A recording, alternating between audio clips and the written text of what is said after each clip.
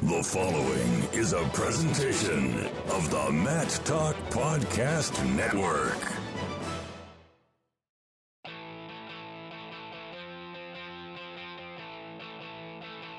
And welcome, wrestling fans, to the ICE Hour. This podcast is aimed at promoting the world of Division III college wrestling and is named for the late Hall of Fame coach Dave Eisenhower. Here we'll talk about topics and news that's relevant to those who compete for the love of the sport in Division III. The ICE Hour is sponsored by My House Sports Gear. Check out their line of wrestling gear and apparel at myhousesportsgear.com. Subscribe using your favorite podcasting app by going to mattalkonline.com/ice.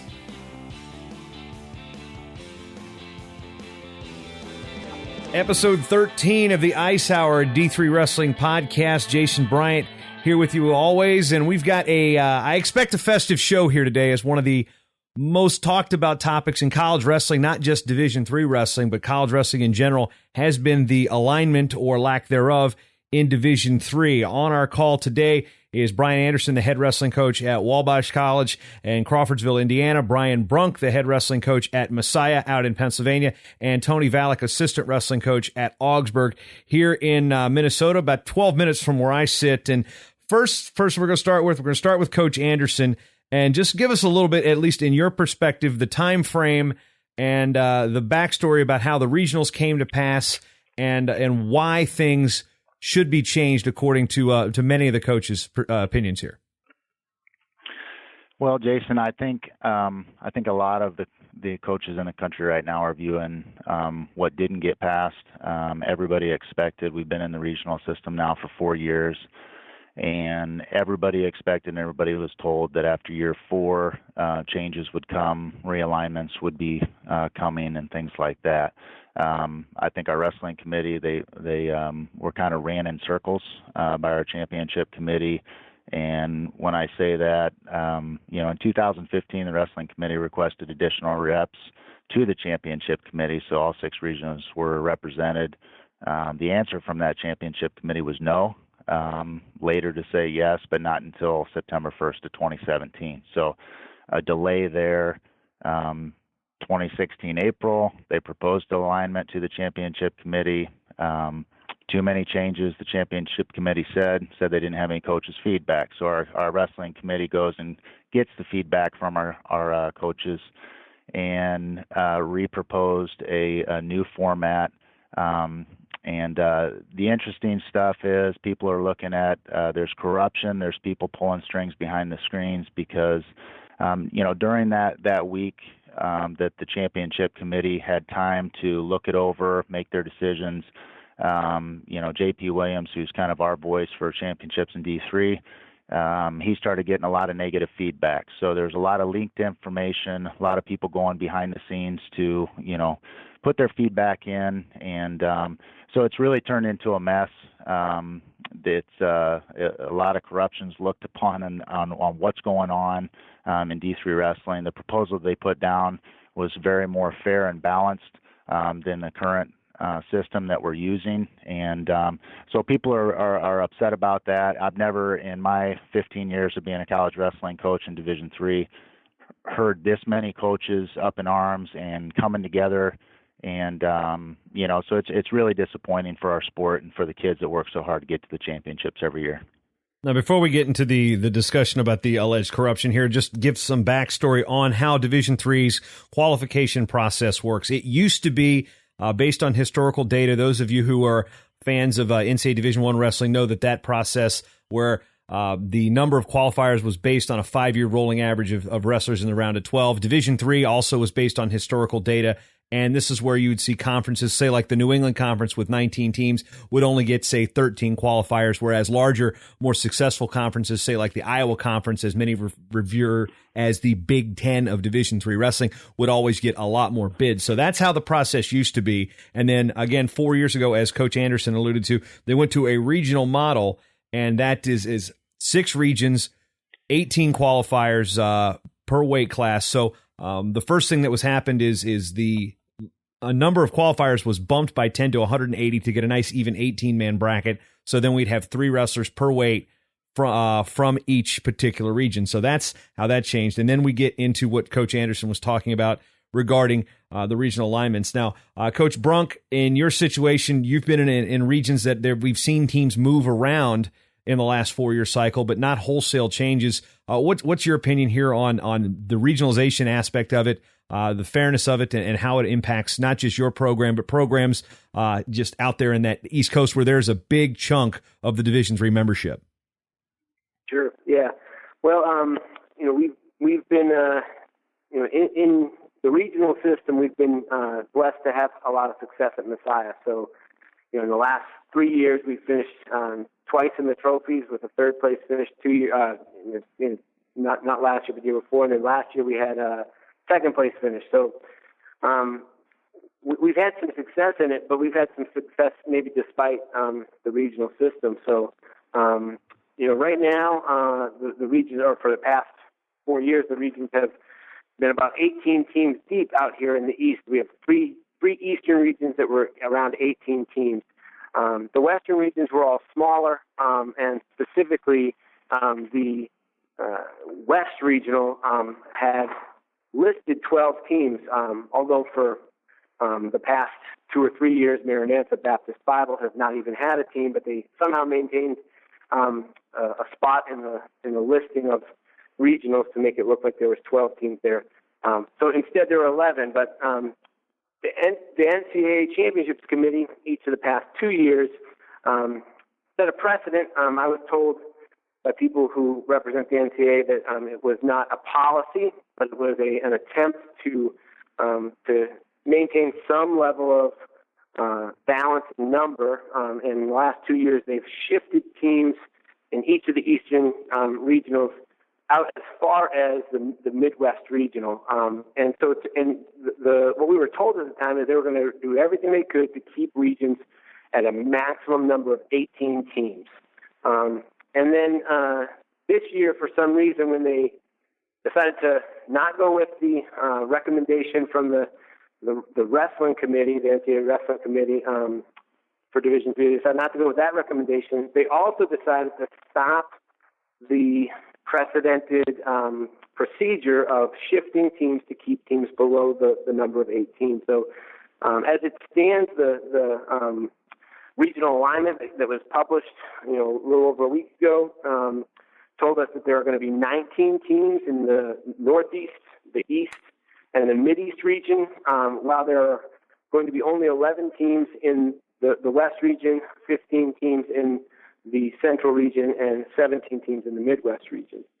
So, how it affects the teams out East, well, we're going through, a meat grinder of a tournament just to qualify some people to nationals. And, when you're dealing with 18 other teams and some good ones, and it's not like that, it's not like it's an easy walk in the park of, wrestling the Little Sisters of the Poor or something, but we're dealing with 18 other teams. So even some of the programs that may not be powerhouse programs, in our region we have a school who's been up and coming, Washington and Jefferson, who wouldn't be considered a powerhouse, but they had 2 All-Americans last year. So there's individuals on every team that are tough and battling and making it really, really hard for an East Coast team to qualify the numbers necessary to get to nationals to really compete for a national title.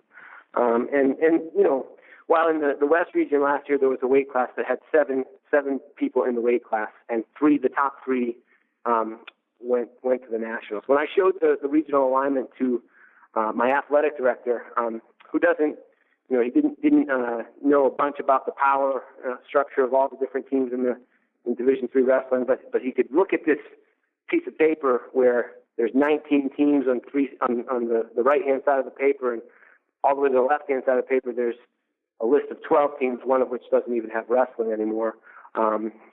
He just looked at it and said, how could this be fair? How can anybody look at this and think that this is balanced or fair in any way?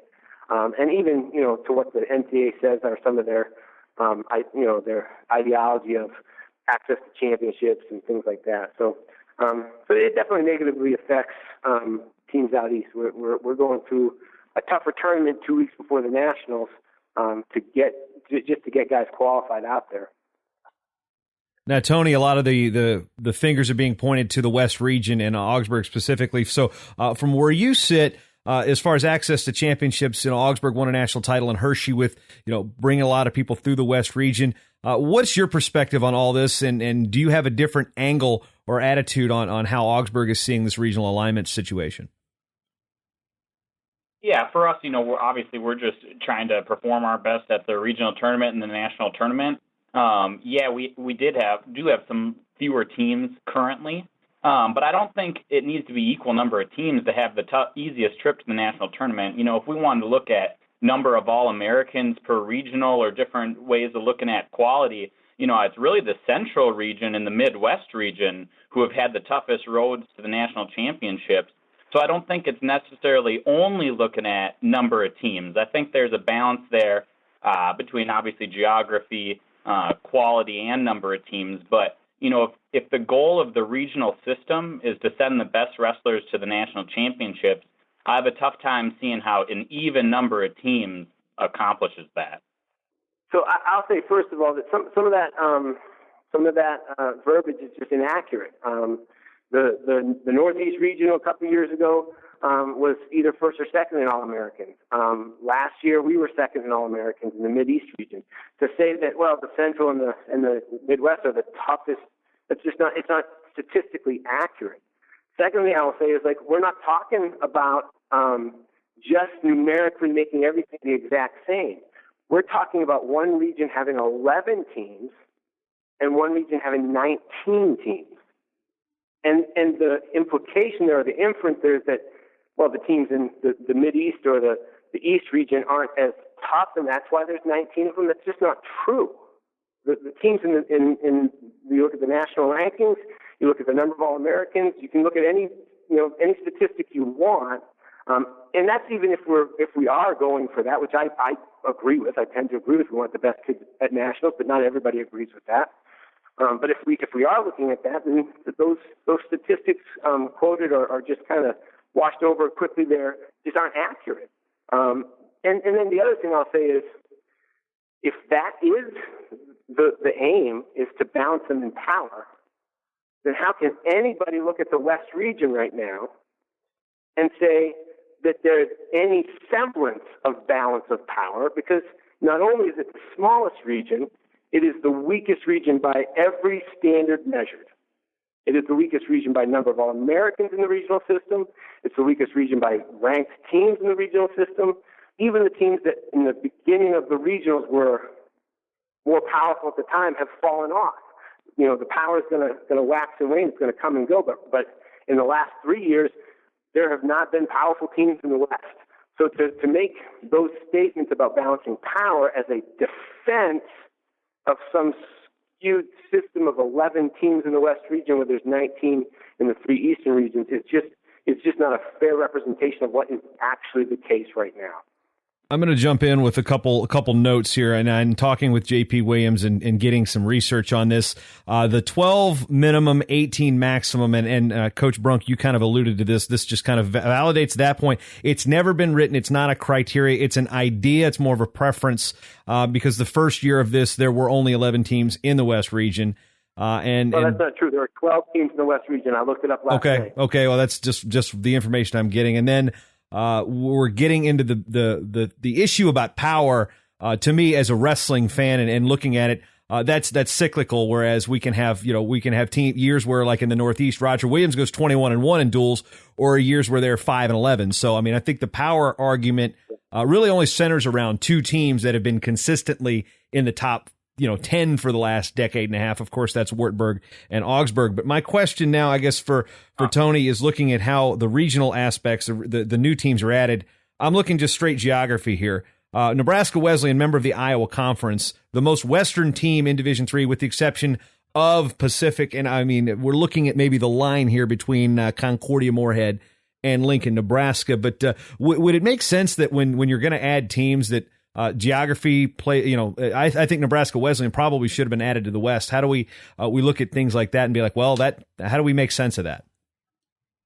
Yeah, absolutely. I think geography obviously is a huge part of deciding where teams go. I assume Nebraska Wesleyan, I guess, was added because they were part of the Iowa Conference, but they could have just as easily been put in the West. And I'm not trying to make the case that we don't need regional alignment. We're in support of regional alignment. But even when Coach was talking about the quality, and saying that my numbers weren't legitimate, if we look at All-Americans under these systems, so from 2013 to 2016 is how long we've had these regionals. The top All-American performing region is the Midwest with 68 All-Americans, the Central with 67, and then we get to the East with 57 out of the Mid-East, 49 out of the Northeast, and 48 out of the East, right? And yeah, the West has had 31. We aren't making an argument that the West doesn't deserve to add some teams. We're more concerned with the process of how all this went down. Every sport in NCAA Division III has representation from every region at the championships committee, with the exception of wrestling, right? So the West region and the Midwest weren't represented. And that doesn't mean necessarily that they couldn't come up with a good proposal. What was concerning to me was kind of the lack of transparency. I was there at the national tournament when one of the NCAA committee members stood up and said there is no transparency in the NCAA. They don't need to give any information about the regional process. And there are a lot of upset coaches out there. And I think part of it is because we don't know what the criteria for determining regions are. Is it based just on geography? Is it supposed to be an even number of teams? Is it based on power? I think if there was a criteria put out there, we could have a more level conversation about how to best put those criteria into action. So that's where, we just had a big issue with the process, not necessarily which teams moved where. Coach Anderson, I understand you've also got a situation with representation. Yeah, I'll touch on that one. And one thing, Tony, too, if you guys say that Augsburg and your camp and your AD are for regional realignment, then you should have voted in favor of it, and you voted against it. So that's a head scratcher for me. If you're really saying that's true, you voted against it, not for it. When you say that you're not represented, and the West is the only region that's barking that story, there's not a coach in the Midwest, and according to what you guys are saying or the loophole that you guys are using, that we don't have a voice. We have 4 wrestling committee members that I know all you guys know, and you knew you could access them at any time. When this regional system went in place by Jeff Swanson as the driver, there were only 4 representations or 4 people on that committee then. Nobody was barking then, So it doesn't hold water that you guys weren't represented. The West wasn't represented. The West has not participated in voting, voted against it when they have voted for it.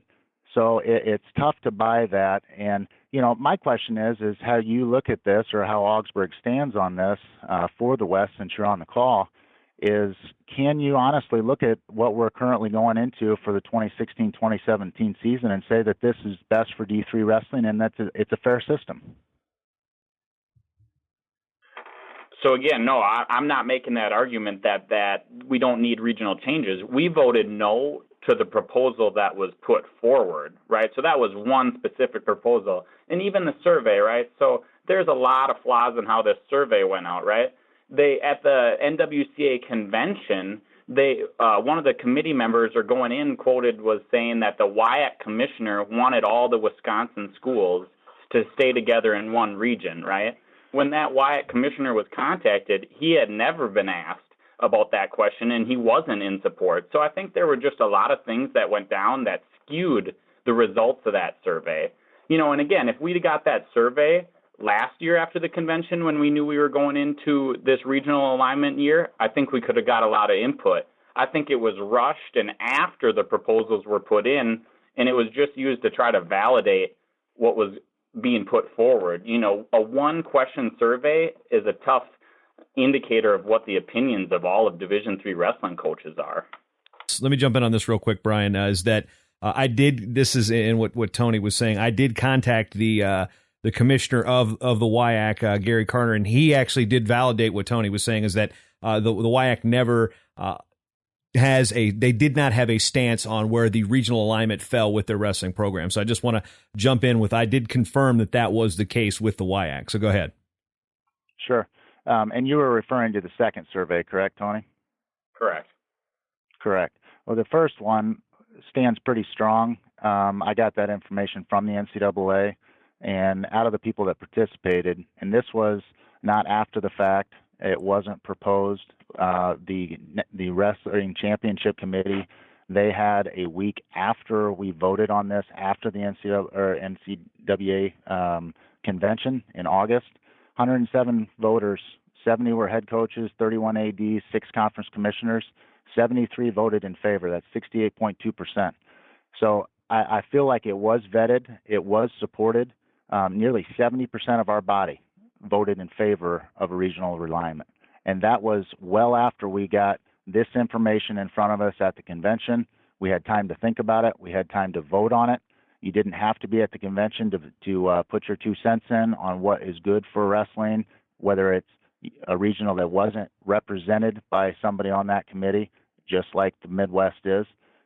So, the second one was to more reconfirm how many people were in support. And even that one, 46 said yes, 6 said no, and I know a lot of people held off because of how much has been spinning in the last week since this horrible decision went down. All right, I'm going to jump in here and it kind of explain some things with the questions about the committee. And according to this, I guess Coach Brunk, Coach Anderson, you can kind of correct me on my timelines if I'm off here. Back in April, it appeared that this is it became clear that the representation issue came up in the championships committee. Claimed that they wanted to add they wanted every region to be balanced. So that was tabled, and then we get into the support for this, and then that the committee chairman won't or that committee will not have the full 6 until September of 17 and 18. Where, according to the NCAA, that even before that, though, those committee members will have active voting rights. So, Coach Anderson, I guess, or Coach Brunk, is that scenario to where that would they get the committee members in? Okay, and we're looking at a situation where, okay, maybe this is just a 1-year thing and we can fix it for next year. What do you hear about that timeline and things that say, okay, 17, 18 committee members in, they're going to be available to vote immediately September 1. Timelines, this is going to be pretty tight. I guess I'll throw it to Coach Brunk first. Yeah, that's one of my big concerns with this, is that in the meantime, we've halted a practice of shifting teams westward. What looks like, it smells rotten. It smells like that somebody from the West is blocking even a shift of teams westward because they would have to go into the West region at this point.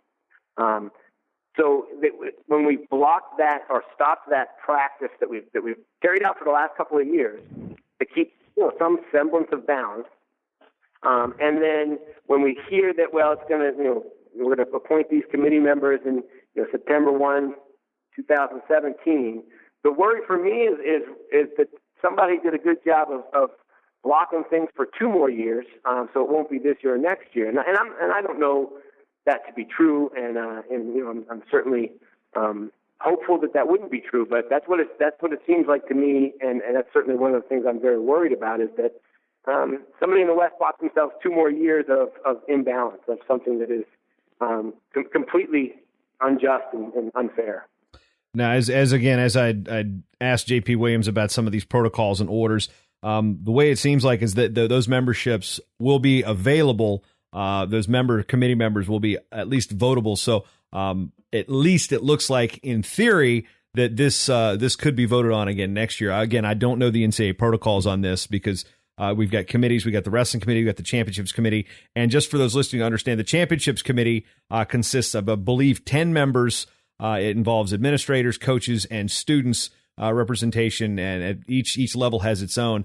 And I guess, Bryan, one of the points being made, and Tony, I think this one also falls again on the West region, is that the chairman of that committee is an athletic director at a school without wrestling, but it's about an hour south of Augsburg in Minnesota. So first for Tony, you can understand how that might put a cloud over what's going on with a Minnesota school being involved. And I just want to get your statement on the relationship, and is that trueness, falseness there? I mean, that's kind of one of these things that Augsburg's been kind of charged with.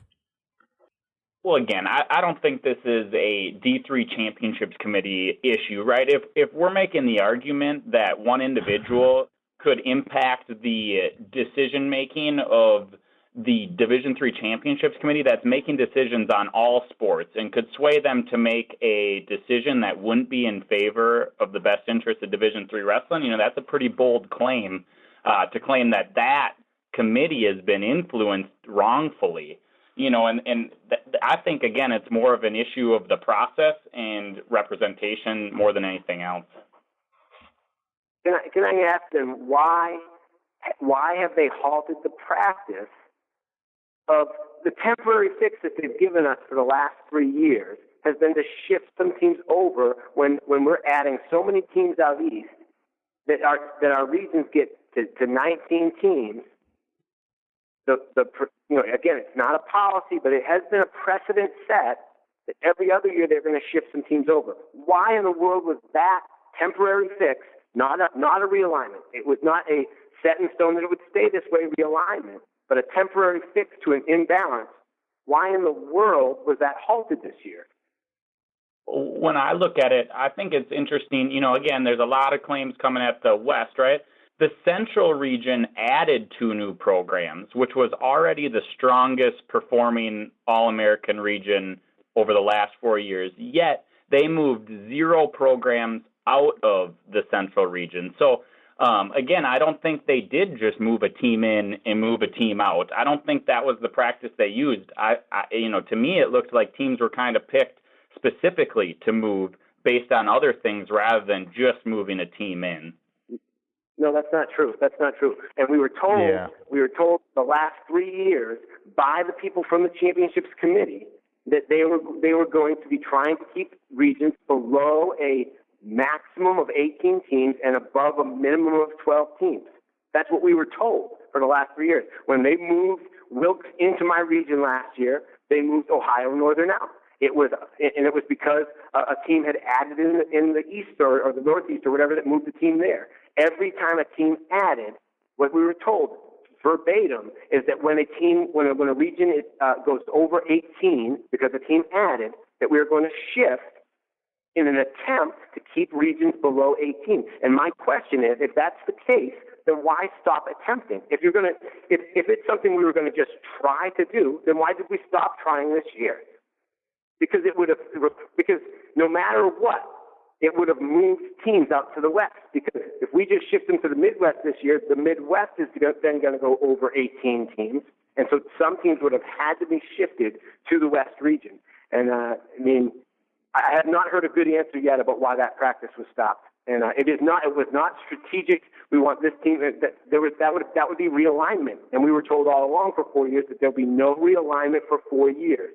This was a shifting of teams only because of new teams adding, as they told us, to try to keep regions below 18 teams. Now, Coach Anderson, I want to interject here. If what Coach Brunk's pointing out, and we've already said that I've heard from the NCAA that's never been a criteria. What can be done? I want to talk more about solutions as we obviously there's been a lot of discussion and dissension amongst this, but as far as solutions go to what we can do to fix the issue as a sport, or what those proponents of realignment can do to change this. I think everybody's a proponent for realignment. It's just a varying degree of it. But so to get the 18 minimum or 18 maximum through, is that something that the NWCA side, the Division III Wrestling Committee, has to propose to get this thing actually in writing? Because if I'm doing the math and the way we're adding programs, we got to get up to 108 teams before the 18 thing is blown out the window. We're like at 103 right now. So not a whole lot of room we're eventually going to go past 18, but what can be done from a wrestling standpoint to introduce new legislation to say, all right, we want this to be written in stone so we don't have this situation occur again? Yeah, for sure. And I know the NWCA is trying to form basically their own regional reps from all 6 regions, just in an attempt to get more information from all regions, since the West is claiming that they're not represented. So that's first off, and that's from the NWCA. Their plan there is to get good information from all the regions to the wrestling committee basically proposals or information to them so that we have a voice, because that was part of the championships committee and what they were saying. And basically what I call a runaround, the championship committee ran our wrestling committee around in circles through this process from 2015 until now. They say we're not represented, but they say that after they say no to giving us two more reps. Then they say we don't have any feedback. We come back 70% strong on a realignment. They say no. So they ran us in a circle. They say no, we follow up. Our wrestling committee, I feel, they did what they were supposed to do. They did nothing more than when Jeff Swanson chaired that committee when regionals first came out. I can remember sitting in that business meeting before the national championships that year, and they basically dropped what, at that point, he said, this is what the regionals could look like. And then all of a sudden, without any feedback from any coaches, and we didn't have more than 4 reps at that time, they were locked into place. And we've been in this horrible system since on the imbalance and the protection of the West. So, for us to move forward on this, we got to get the right people in there. And I'm with Brunk on a lot of ways that what he was talking about is it smells bad. It smells really bad. And whether it's coming from the championship committee, being influenced, coaches calling in, I know that confidential material was leaked during this process when our final proposal was put in front of the championship committee. J.P. Williams was contacted by multiple regionals with arguments against this proposal. So that stuff should never happen. So to get that, we got to get the right people, and we got to get people that are not in it for themselves. They're in it for Division III wrestling and for the student athletes that compete so hard to get to that national tournament. So I think what the NWCA is doing is good, because you will bring a voice, and that's one loophole that the championship committee put out there and ran them in circles. So 1, they won't be able to say that again. 2, we got to get 2 new reps that truly have a good head on their shoulders for the greater good of the entire D3 wrestling sport. If we can do that and we get our ducks in a row, according to J.P. Williams, there will be meetings before September 1 so that we can vote right away, so that this can't go 2 more years unless, again, corruption sets in. So hopefully that's the plan, and everybody can truly come together. Again, what I said is I've never seen so many coaches come together to fight something in our sport since I've been a college coach, and it's good. It's good that this stuff is getting vented out, because it needs to stop. I'm going to also bring up another point as far as that timeline goes, and again, the research that I've dug up is around the same time. The big topic in Division III was getting the additional qualifiers, because we had unbalanced brackets at the Division III championship. Some weights would have up to 20 because of the way the old historical data and the wild cards work per region. And ultimately, it seemed at that time, what I'm hearing is there was unanimous support to get the additional qualifiers to the 180. I guess, Coach, I guess we can go with Tony. You weren't there in terms of coaching at the time, so I'll go with Coach Brunk on this one. Do you think that kind of maybe put the emphasis on getting to 180 was more important at the time than getting the regionals, that maybe had set this 4 years thing in motion? Be like, well, let's get the 180. We'll figure the regionals thing out later. It's absolutely true. We were presented with a plan to advance Division III wrestling, to get more qualifiers total for our group, to comply with the NCAA and eliminate historical data, which brings up a whole other argument about evaluating power and how you do that. But we were told the NCAA does not still want championships that include the idea of historical data in their qualification system. So we were told that we'll be making the NCAA happy, and that some of the politicking and some of the backroom deals that happened in the wild card meetings with people deciding together which coaches would vote for each other's kids to be wild cards, but became a bit political in getting you guys to nationals. I was super happy to get rid of them, where we could then just have a qualification by merit, by finishing in the top 3. So yeah, we were presented with a system that it seemed like a good idea at the time and would advance us, and we were told we're going to be locked into this alignment for 4 years, and then we'll be able to reevaluate. Coach Anderson, how do you recall the timeline of when regionals first came about? Same question. Well, with the 180 and the regionals kind of coming down the pipe. Oh, sure.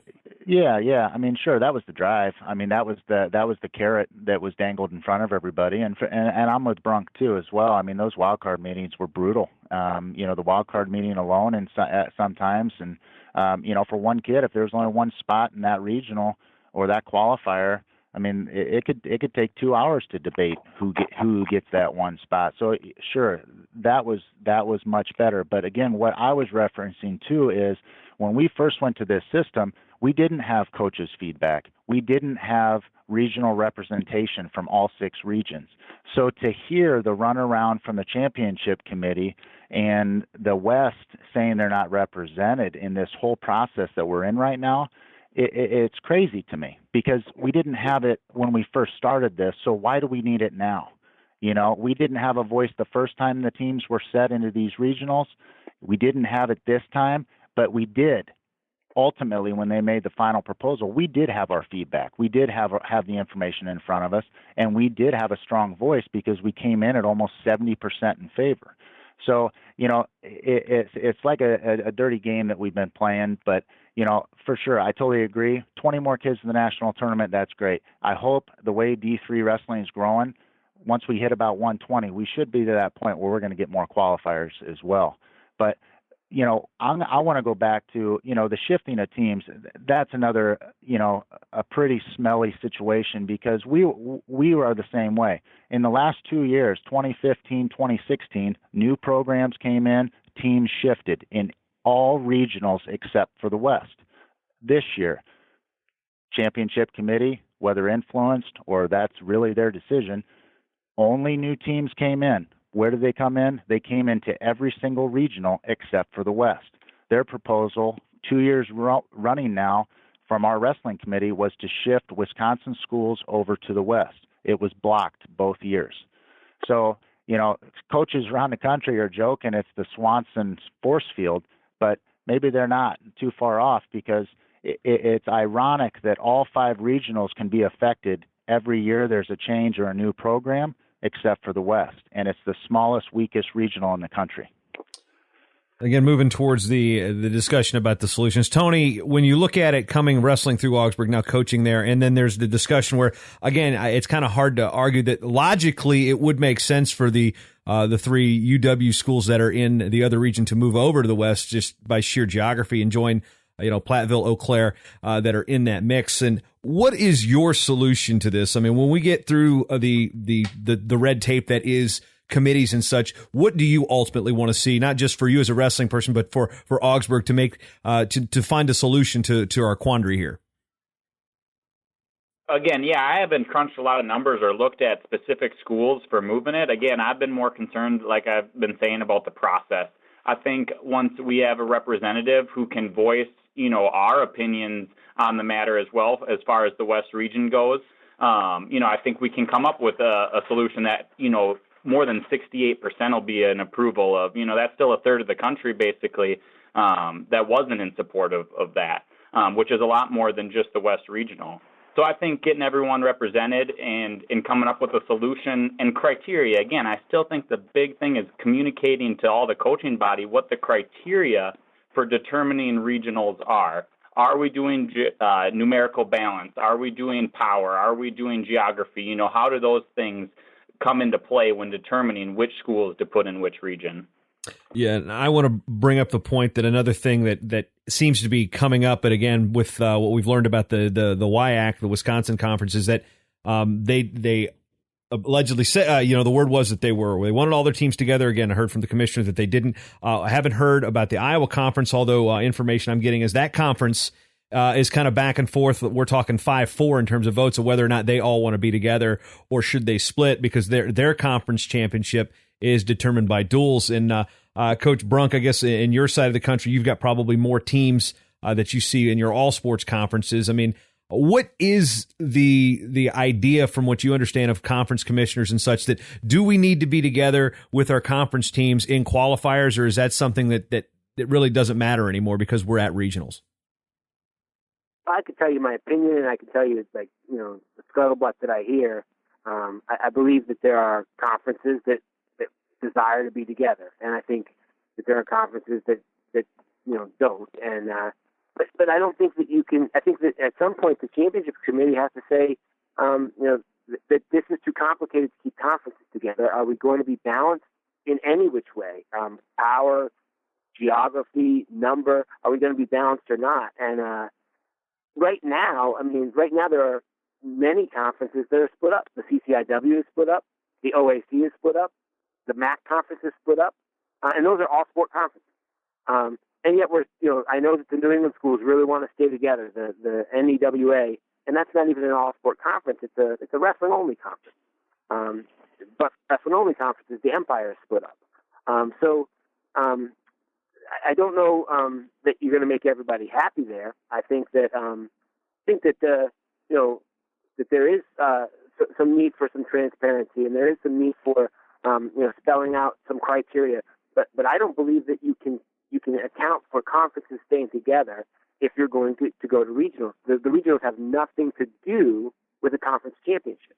All the schools that have a conference championship have a separate tournament or a dual meet criteria throughout the season to determine their conference champion.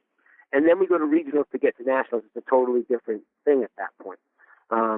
So I don't believe that really conference alignments can really have anything to do with which regional you're going to be in. I think it actually just muddies the water a bit in trying to make fair and balanced regions in any criteria of fair and balanced. Coach Anderson, you're in a situation where Wabash is in the North Coast Athletic Conference. Not a single member of that conference has a wrestling program except for your school. And where does your opinion lie on how conferences should or shouldn't be? I mean, the New England, as we said, for those listening, it's like an EWL for those familiar with Division I. It's a wrestling only conference. So that is just sheer geographically. New England makes sense to be its own region just because that's the way it's been. It makes sense logically. But where do you stand in terms of the conference regional discussion? Again, having known that your school is in an all sports conference where you're the only wrestling member. Sure. We've always been being in that. We've always been in a regional system, so it's not new to Wabash to be in that system. When you get to the regional, I don't think conferences, whether they want to or not, I don't think that's a necessary thing. I mean, right now, majority of those wrestling conferences are not together. The WEAC commissioner says we don't have to stay together. We're not requesting you to stay together, but lacrosse wants to go to the West because they drive past the West. Stevens Point adamantly fighting to move to the West because they drive past the West.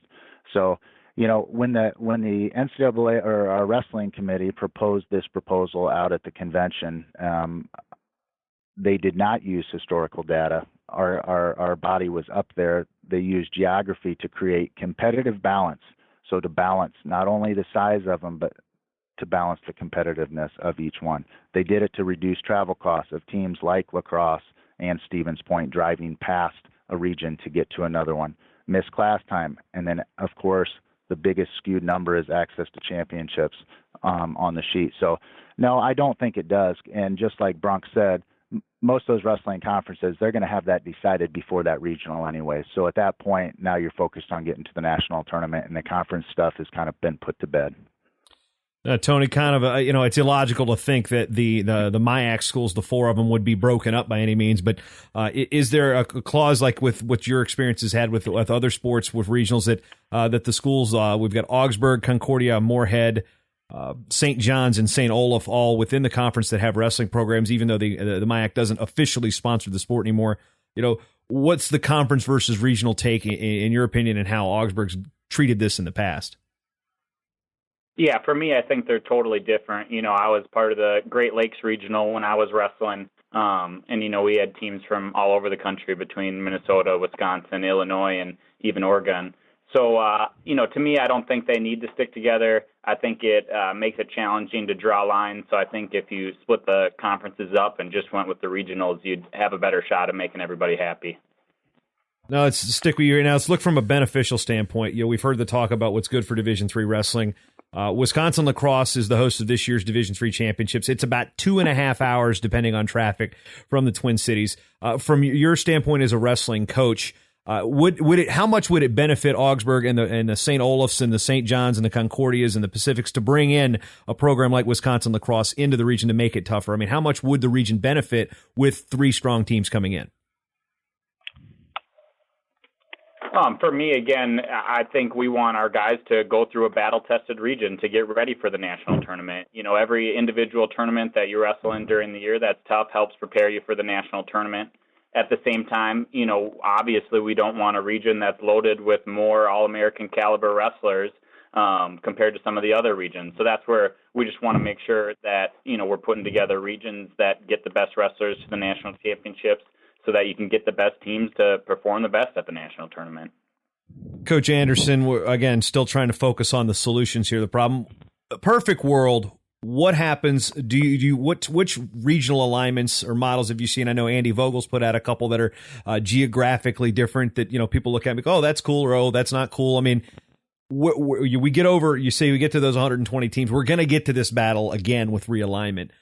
Perfect world, perfect scenario. How do we fix this? And you know, what's going to happen this year? You know, there's this talk about, okay, well, people aren't going to host regionals. I mean, how can we avoid the doomsday scenario and find something that's formidable? I understand that the only way that we can get a championships committee to come back is the presidents to basically write letters here. So, you know, what's your solution here? Sure. You know, for this year, I hope that the championship committee comes to their senses and really looks back at this, especially with all the noise that's being made right now. And like you said, I mean, if we start having regional hosts back out of hosting and things like that, is that good for the sport? No, it's not. But the corruption in this has brought that upon our sport, and we got to work through it now, and a lot of things are on the table. You know, perfect scenario, I don't know, but there's a lot of good ideas out there. You know, when this first regional plan came out 4 years ago, D3 wrestling has always typically followed the model of Division I. D2 is kind of out there on their own, but we have always typically followed, and that's why I hesitated to really jump on board with regionals. I thought we could do the same thing as what D1 did. Let them have a go at it for a year or two. Let's see how it works for them, and then let's follow. And that's typically what we've done in the past. And I know a lot of coaches are chammering about the RPI system and things like that. Other coaches are mentioning, you know, regions that have, you know, whether it's based on a little bit of power, number of teams, does a region like the West, which is in over the 4-year statistics, the weakest on power, lowest on numbers. Do they get less qualifiers? You know, maybe they only get 2 a weight class, and the stronger, better regionals and with more teams, they get more qualifiers. Is that fair and just? Maybe.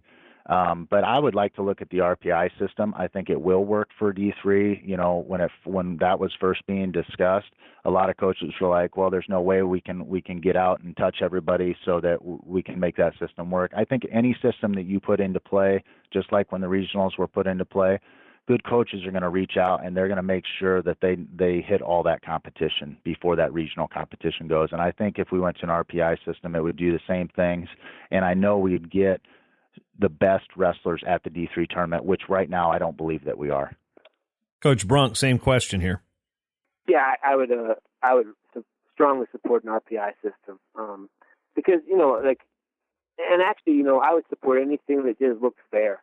And nobody can take a look at that sheet of regionals right now. And even if they are provided with all of the data, nobody can look at it and say that there's any semblance of fairness. And so when you have one team that you know has benefited greatly over the last 4 years from an unfair system, well, then it's no question that there's hesitancy to change that system and to, you know, I kind of chuckled a little bit to the idea that you wouldn't want to have a regional that's loaded up with more All-American caliber wrestlers because, you know, that's what many of us have been dealing with for the past 4 years. And so the idea that you wouldn't want that, well, no kidding, because that's how you get 10 guys to nationals every year. But you know, some semblance of fairness. If there's a spelled out criteria for why we're putting the regionals how they're doing it, and there's transparency to why we're doing it, and everybody knows how it's going, and there's a semblance on any criteria of fairness, I would accept it. In my ideal world, it would be an RPI system because I believe in, I love wrestling. We wrestle anybody, anytime. We enjoy the challenge. And I believe that you go out there and you let your credentials for that season speak for themselves. And then it doesn't matter what the balance in the regionals are, because if there's an RPI system, much like in Division I, if there's a weak region, well, then only the champions go in that region. And if there's a strong region like the Big Ten, I mean, you practically go to nationals if you're a starter in the Big Ten, because of the strength of their teams, and they've proven that strength through a competitive season. So if we did an RPI, I just would want to make sure again that there was just really objective standards for earning the points and determining the number of qualifiers per region. And anything like that would be my ideal. Yeah, I think we can go down the RPI rabbit hole for hours in this rate, because that's what they did at Division I. I think the only loser in the RPI situation would be what's Pacific going to do way out there, because they're like, hey guys, we're out here. But as we finish up, I'm going to go back to Tony, and perfect world for you. What do we got? Yeah, we'd be fully in support of an RPI as well. Again, I think reward teams for tough competition schedules. I think the national duels having 24 teams in it gives a lot more crossover for Division III wrestling. And you can at least wrestle wrestlers who wrestled at the national tournament. And obviously, there's just a lot of emotion here. Again, never once did, I make the case that the West region shouldn't add any teams that have more All-Americans, right? I know sometimes emotion can get high, but we just want a fair process and system for doing it, whether it's an RPI, whether it's everyone represented. We're fully in support of regional realignment. We weren't in support of the regions that were put forward, and we just want a fair process so that we can, get the best wrestlers to the national tournament. All right, going to leave the final word with Coach Anderson because he's simply the tallest of all of us on the call, and probably got the sweetest beard, although I'm actually kind of working on one myself. Whoa. Oh yeah, okay, Brunk. I haven't seen you in a while, but Coach Anderson, you can't argue that he's not the tallest. So, Coach Anderson, you're towering over all of us. The floor is yours. Well, I just appreciate having on. I think getting our this out in the open even more than what has happened in the last 7-10 days. I think it was a big blow to everybody, and the way even that it was announced on that Friday. It came late in the day. It was almost like how you get rid of somebody off your staff. You fire them on a Friday. And that's how the news kind of came out. So I think it's really good that voices are coming out and people are really putting it out there, whether it's their emotions are high, they're cool-headed, they're collected, they're putting their opinions out there. And again, like I said a couple times in this show, it's awesome to me that this many coaches are rallying together to fight for something that's fair. And I hope we win. I truly do, for this season, not waiting for another season or 2 seasons, because that's just unjust. So, hopefully something could come out of this season. I'm praying for it. And, hopefully moving past this season, if it doesn't happen, we're going to set things straight and really get a good direction going for Division III wrestling. Been a spirited discussion, a great discussion, and a healthy discussion here on the Ice Hour D3 Wrestling Podcast. I'd like to thank our guest assistant coach right down the road from me at Augsburg, Tony Valek, and the head coach at Wabash, Bryan Anderson, head coach at Messiah College, Bryan Brunk. For more information, obviously, there's ways to keep a hold of this. I know Andy Vogel at D3Wrestle.com is going to have a lot of information. We'll visit this topic throughout the course of the year with coaches that we have on this show at MadTalkOnline.com. So for all our panel, and it's just going to be a fun year for D3 Wrestling. Remember, the Nationals in La Crosse, one of the most fun towns in the world. We'll see you in March, but we'll see you back next time here on the Ice Hour.